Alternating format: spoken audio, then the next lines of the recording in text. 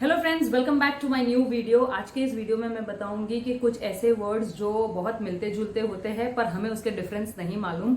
Recently ही मुझे ये सब डिफरेंसेस पता चले तो मुझे ऐसा लगा जो मेरी जैसी मदर्स है जो जिनके बच्चे बड़े हो रहे हैं और एक्चुअली हमें डिफरेंस नहीं मालूम, उनकी मैं कुछ मदद कर दूं और बता दूं कि इनमें डिफरेंस क्या है। तो आइए ज्यादा टाइम वेस्ट ना करते हुए वीडियो को फटाफट शुरू करते हैं।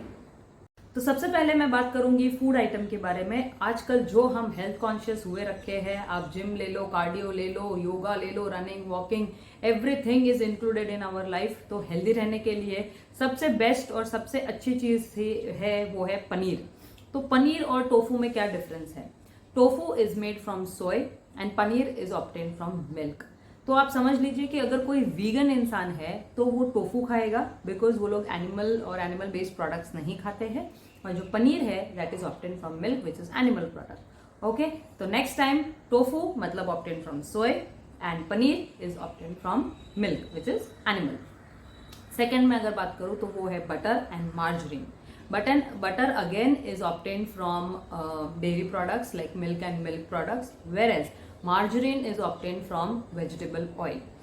बटर थोड़ा हाई क्वालिटी का प्रोडक्ट कहा जाता है, margarine is little on the lower side. तीसरी चीज अगर हम बात करें तो वो बहुत ज्यादा स्पेशल है, बहुत ज्यादा डिमांड में है, ऐसा भी कहा जा सकता है। वो है मफिन्स एंड कपकेक्स।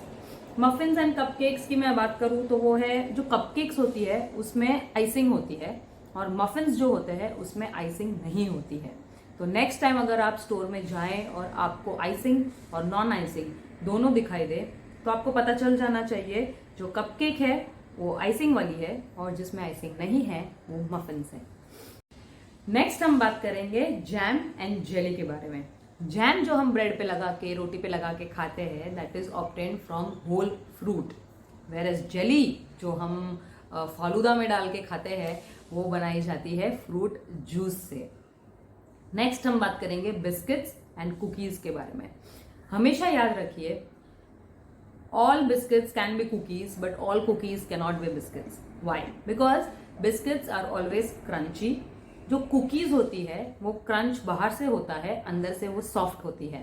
तो नेक्स्ट टाइम अगर आपको कोई कुकी ऑफर करे और आपको अगर पूछना हो किसी को तो आप कह सकते हैं कि ये कुकी इसलिए है क्योंकि ये अंदर से सॉफ्ट है और ये बिस्किट इसलिए है क्योंकि ये अंदर बाहर दोनों तरफ से क्रंची है। नेक्स्ट मुझे उसने पूछा, मेरी डॉटर ने, that mummy what is the difference between a pill and a tablet. Again I got confused, I am like okay what's the difference, I need to find it out. तो पता चला जो capsule type की गोली होती है उसे पिल कहा जाता है और जो केमिकल फॉर्मूला से बनाई जाती है, नॉर्मल सी होती है जिसमें वो कवरिंग नहीं होता है, उसे टैबलेट कहा जाता है। Okay, I found it interesting. फिर वो आके मुझे पूछती है what is the difference between turtle and tortoise. तो वापस मैं सोच में गिर गई कि अब इसका डिफरेंस क्या होगा। तो मुझे पता चला जो टर्टल्स होते हैं वो ज्यादातर अपना टाइम पानी में स्पेंड करते हैं, जो टॉर्टल्स होते हैं वो ज्यादातर अपना टाइम लैंड पे स्पेंड करते हैं। तो अगर आप किसी जू में जा रहे हैं और आपने बहुत सारे टर्टल्स को मतलब पानी में देखा तो आप समझ लीजिए, अगर आपको पूछना है तो पूछ सकते हैं, जो ज्यादातर पानी में रहते हैं वो टर्टल्स होते हैं, जो ज्यादातर लैंड पे होते हैं वो टॉर्टॉइस होते हैं। अब उसे सोशल साइंस भी आता है पढ़ने में, तो बहुत सारे एनिमल्स भी आते हैं। तो आके मुझे पूछती है that mummy what is the difference between rabbits and hare. I am like rabbits are someone who gives birth in the burrow. Ground के नीचे जो बरो बनाते हैं उसमें रैबिट्स अपने यंग वंस को बर्थ देते हैं। हेयर जो होते हैं वो ग्राउंड पे ही देते हैं, वो अंडरग्राउंड अपने छोटे बच्चों को बर्थ नहीं देते। Then what is the difference between mouse and rat. Then I came to know the mouse होता है वो स्पैरो की साइज का छोटा सा एनिमल होता है और जो रैट्स होते हैं वो कंपेरेटिवली बड़े होते हैं, approximately 25 centimetre. That's the difference. And the last one it's simply because climate ऐसा है तो वेदर ऐसा है, तो मुझे आके पूछती है कि mummy what is the difference between weather and climate. So I told बच्चा, weather is something which is the temporary condition of a given location. जो 2-3 दिन रहता है उसे वेदर कहा जाता है, वेर एज ओवरऑल जो पीरियड रहता है, ओवरऑल जो कंडीशन रहता है पूरे एटमॉस्फियर का, उसे क्लाइमेट कहा जाता है। So climate includes weather, but weather is the temporary condition, छोटा सा पार्ट होता है जो 1-2 दिन सस्टेन करता है, बाद में वो चेंज हो जाता है. Climate is the general thing which we are talking about.